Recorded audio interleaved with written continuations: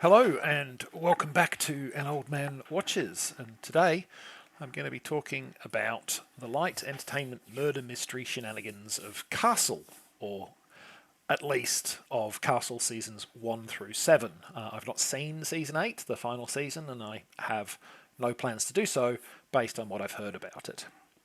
And the premise behind the show is a simple one.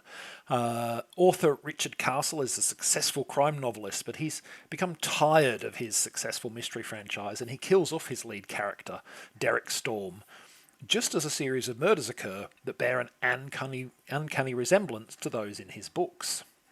Now, this naturally brings Castle into contact with the NYPD detective investigating the murders.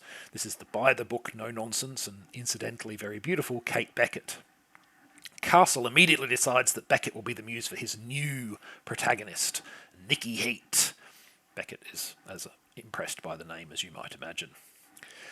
She's keen to get the case solved and the overly flirtatious author out of her life, but unfortunately for her, Castle not only actually helps to crack the case, but he's also personal friends with the mayor of New York, and Castle uses this connection to finagle his way into a consultancy role with the NYPD. It seems that Beckett is stuck with the infuriating man-child that is Richard Castle for a while longer yet. And thus our stage is set. Every episode, Castle and Beckett are assigned to a new case, and every week, Castle's irreverent but canny approach to investigation will both instantly annoy and also slowly charm Beckett.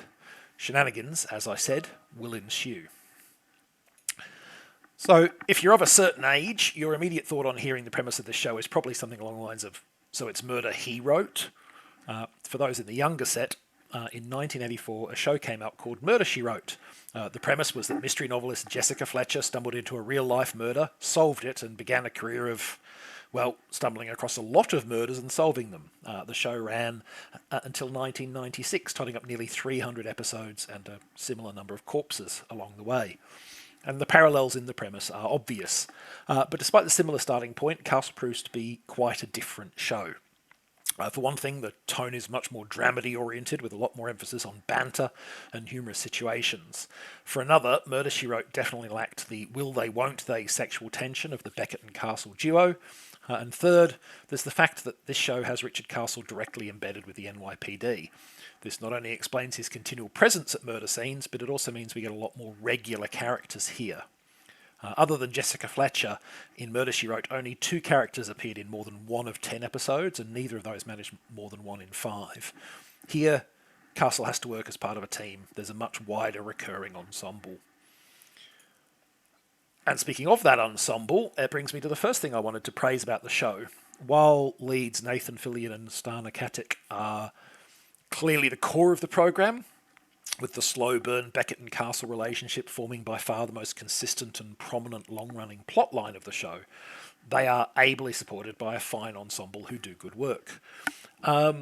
This ensemble is a smidgen underused in the first series when the show was still finding its feet as a mid-season replacement and only had 10 episodes to establish itself. But thereafter the writers clearly recognised that they had a good cast to work with, and they gave the other regulars steadily more to do and more opportunities to play off Fillion and Caddick's characters individually. I have to make a special note of recognition for Molly Quinn and Susan Sullivan as Castle's daughter Alexis and mother Martha, respectively. They're absolutely great in their roles as narrative foils for Fillion's character. Alexis is the one person for whom the resolutely immature and boyish Castle will always try to be sensible and grown up, even as he savours his chances to still be a big kid with her, while Martha is the one person whose antics exasperate even the Peter Pan-esque author. But the whole supporting cast is fun and help give the show a real lift.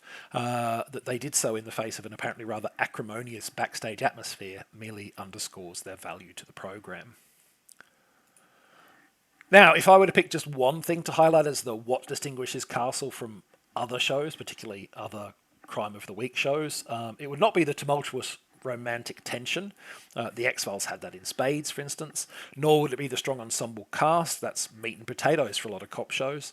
Not even its slant towards comedy in the face of tragedy. MASH got 11 seasons out of the Korean War, after all. Instead, the main thing that I'd point to as Castle's identifying feature is the nature of the murder cases that invariably seem to come their way. No one in Castle's version of New York ever gets murdered as the result of a simple argument turning abruptly violent. There's always some tangled skein of secrets to sort out, often involving some bizarre element, such as Santa plummeting to his death from out of the sky, or all of the victims being dressed as fairy tale characters, or that there's an amnesiac who might be a witness. This emphasis on quirky cases with strange components and oddball characters definitely helps the show carve out a very specific identity for itself, and obviously also contributes to the show's light entertainment dramedy direction. I imagine it's a lot easier to write quippy dialogue about these kind of goofy scenarios than it is in your typical Law and Order SVU style case. This helps keep Castle firmly in the sphere of light, unchallenging but fun, comfort food TV.